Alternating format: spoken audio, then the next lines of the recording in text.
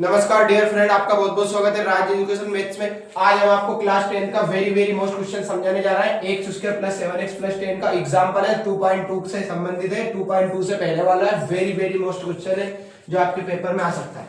X square plus 7x plus 10 के शून्य ज्ञात कीजिए। तो आपको लिख लेना है x square plus 7x plus 10। आपको फर्स्ट और लास्ट संख्या का मल्टीप्लाई करके देखना है कि जोड़ने घटाने पर आपको लेके आना है 7 और मल्टीप्लाई करने पर लाना है 10। तो 1 का मल्टीप्लाई 10 में करोगे, 10 का एलसीएम लोगे तो क्या होगा 2 और 5, 2 5 जा 10 और 2 से 10 5 बार, 5 बन जा 5, मतलब 2 और 5 में ब्रेक होगा।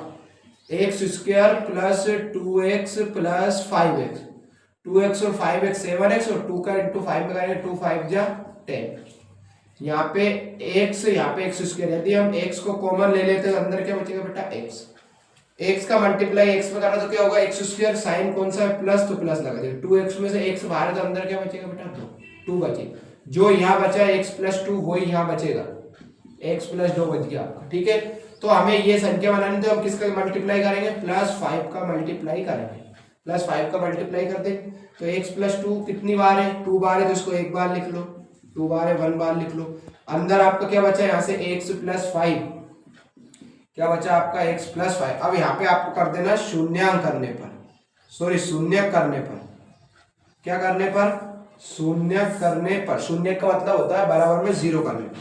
तो x प्लस 2 तो x plus 5 is equal to 0। तो x प्लस 2 के बराबर एक बार तो 0 और एक बार x प्लस 5 के बराबर 0, मतलब दोनों के बराबर 0। तो प्लस के 2 उस तरफ जाकर काय के हो जाएंगे भैया, माइनस के 2 हो गए। ठीक है, और प्लस के 5 उस तरफ जाकर काय के हो जाएंगे, माइनस के 5। ठीक है, अतः बहुपद के शून्य का आपके क्या निकले, -2 कामा -5। अतः बहुपद के शून्य -2 कामा -5। ये क्वेश्चन यही सोल्व नहीं हो, 2 नंबर में आता है, आपको इतना करना है। लेकिन प्रश्न में देते हैं कि शून्य ज्ञात कीजिए, उनकी जांच कीजिए, तो आपको आगे सोल्व करना पड़ेगा। तो फिर ये अल्फा की वैल्यू, ये बीटा की वैल्यू, तो आपको जांच करना है, जांच।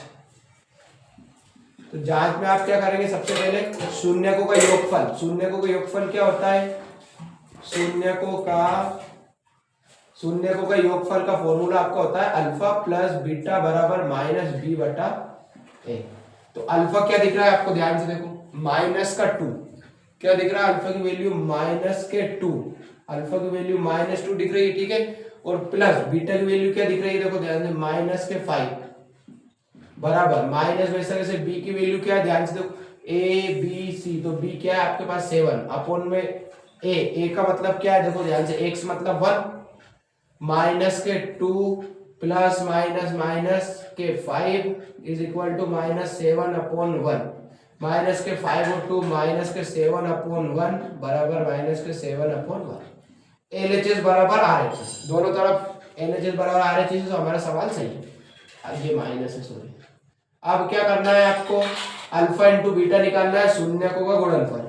तो शून्य का गुणनफल क्या होता है आपका, अल्फा इंटू बीटा बराबर, बेहतरीन तरीके से सवाल को हम समझ रहे हैं, अल्फा इंटू बीटा बराबर c बटे a।